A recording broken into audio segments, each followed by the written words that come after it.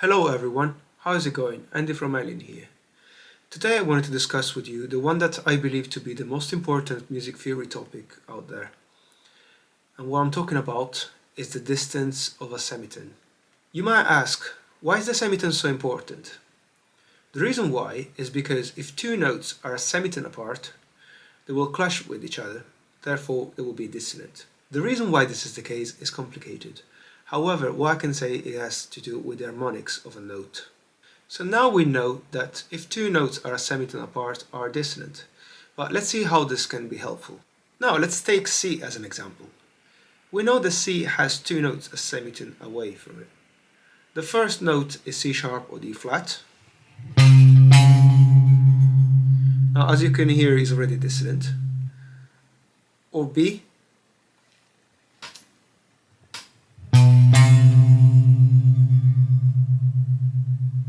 See, not really pleasant. Now let's expand C and let's turn it into a chord.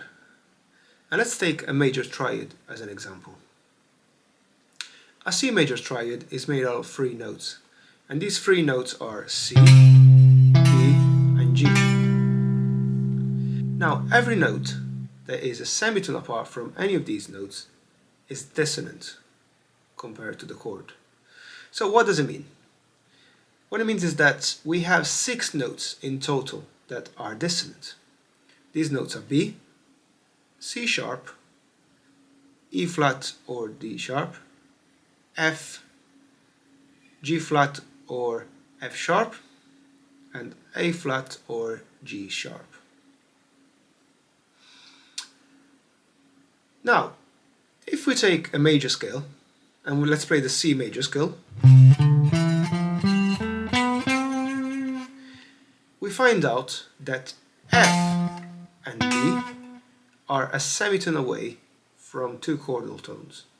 F is a semitone away from E, which is the major third, and B is a semitone away from C, which is the root. Now that we know this, we know that if we play a phrase, we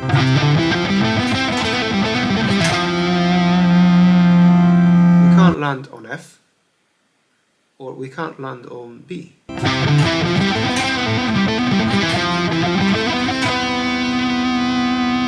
they sound dissonant. In fact, if we think about it, a pentatonic scale doesn't have these dissonant intervals, which are the perfect fourth and the major 7. Now let's take C minor instead of C major as an example.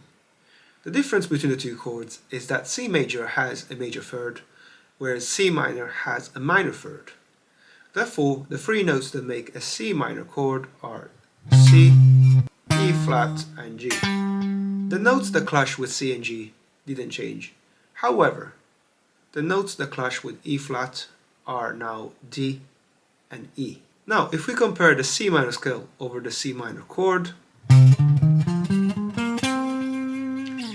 we find out that D clashes with E flat, which is the minor third, and A flat clashes with G, which is the perfect fifth. Therefore, if I play something over a C minor chord,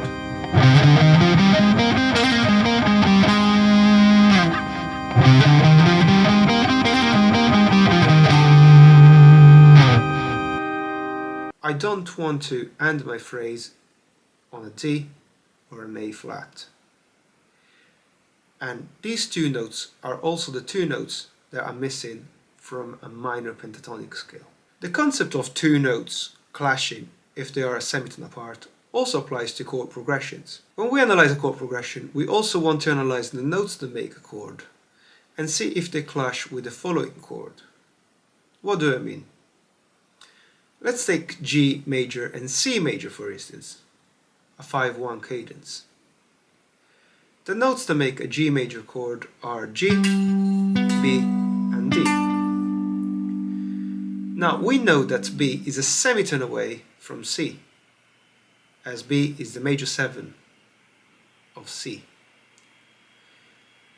Therefore, if we take this into account and we place C after G, we get a sort of resolution. If instead of G major I take G7 into account, which is the fifth chord over a major scale,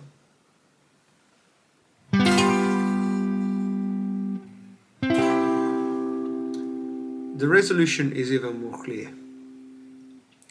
The reason why is because a G7 chord is made out of G, B, D, and F.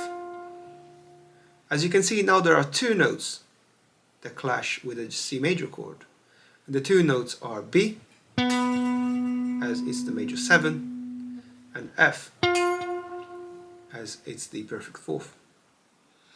And as we said before, these are the two notes that are dissonant in a C major scale. Now that you know this, there are multiple things that you can apply to your music. Let's say, for instance, you have a chord progression, and the chord progression is E minor, D over F sharp, and G.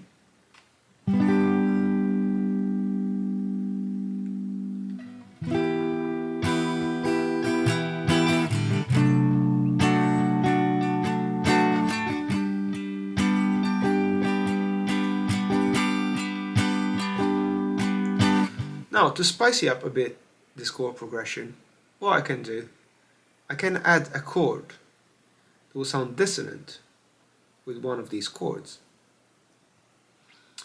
Let's say, for instance, before D over a sharp, I play an F.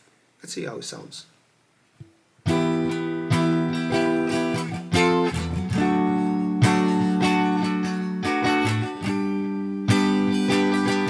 Now I'll play F before E minor.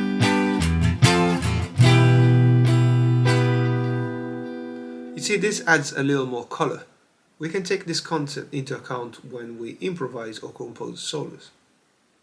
For example, if I'm improvising in E minor and I want to land on the minor third of E minor, which is a G, what if right before I play a G sharp or A flat, which is a semitone above G? Let's see how it sounds.